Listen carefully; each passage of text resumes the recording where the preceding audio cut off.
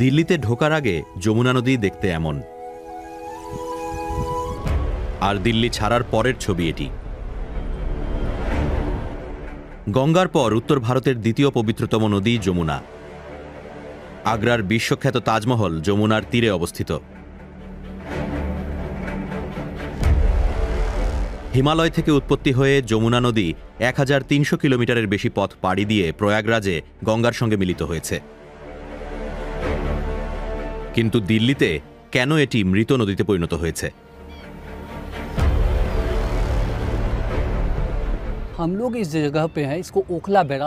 আমরা ওখলা ব্যারাজে আছি। এখানে প্রতি ১০০ মিলিলিটারে ফেকাল কলিফর্ম ব্যাকটেরিয়ার সংখ্যা ১৮ লাখ এমপিএন।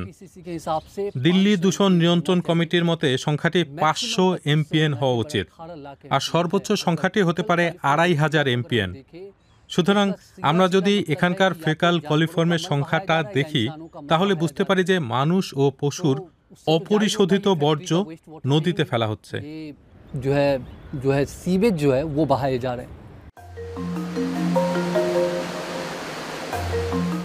দিল্লিতে ৩৫টির বেশি পয়ঃশোধনাগার আছে।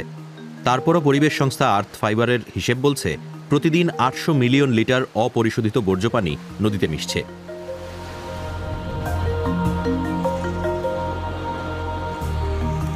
জরিপ বলছে যমুনা নদীর ৮৫% বেশি দূষণ আসে ঘরবাড়ির বর্জ্য পানি ও অপরিশোধিত মল থেকে। দিল্লির ৭ থেকে ৮টি পয়ঃশোধনাগার খুব কার্যকরভাবে বর্জ্য পানি শোধন করে থাকে। আপনি যদি সেই পানি দেখেন, তাহলে বিশ্বাসই করবেন না যে এটি একসময় বর্জ্য ছিল। যদি সবগুলো পয়ঃশোধনাগার এমনভাবে কাজ করত, তাহলে যমুনা নদীর অবস্থা অনেক ভালো হতো, আর পানিতে গন্ধও থাকতো না। দিল্লিতে প্রবেশের আগে যমুনা নদীর পানি তুলনামূলক অনেক পরিষ্কার থাকে। ওয়াজিরাবাদ বাঁধে যমুনার পানি পরিশোধিত করে দিল্লির বাসিন্দাদের সরবরাহ করা হয়। এভাবে ৩ কোটি বাসিন্দার পানির চাহিদার প্রায় ৭০% পূরণ করা হয়।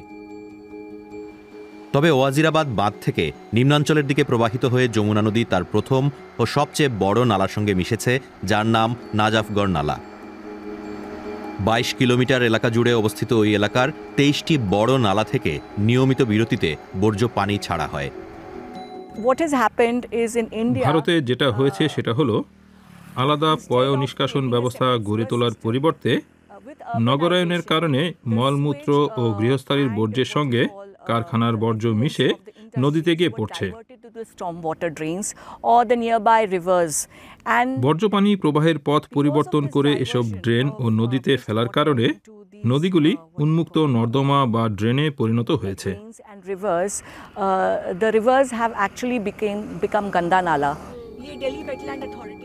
নগর এলাকার পানি সম্পদ সম্পর্কে জনসচেতনতা বাড়াতে ঋতু রাও প্রায়ই হাঁটা কর্মসূচির আয়োজন করেন। তিনি মনে করেন প্রকৃতিকে রক্ষার প্রথম ধাপ হচ্ছে এর সম্পর্কে সচেতনতা গড়ে তোলা।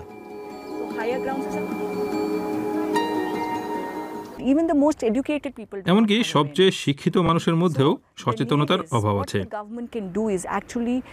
সরকারকে স্কুল, হাউজিং সোসাইটি ও জনপরিসরে সচেতনতা কর্মসূচি বাস্তবায়ন করতে হবে।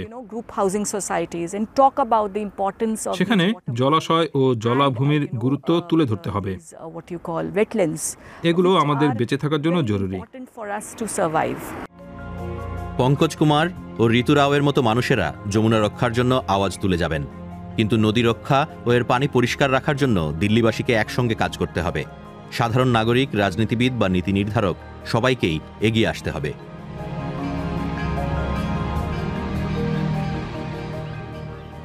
প্রিয় দর্শক, কেমন লাগলো আমাদের প্রতিবেদনটি? আপনাদের জন্য আরো 2টি প্রতিবেদন রয়েছে এখানে। ভালো লাগলে বন্ধুদের সঙ্গে শেয়ার করতে আর আমাদের সাবস্ক্রাইব করতে ভুলবেন না কিন্তু।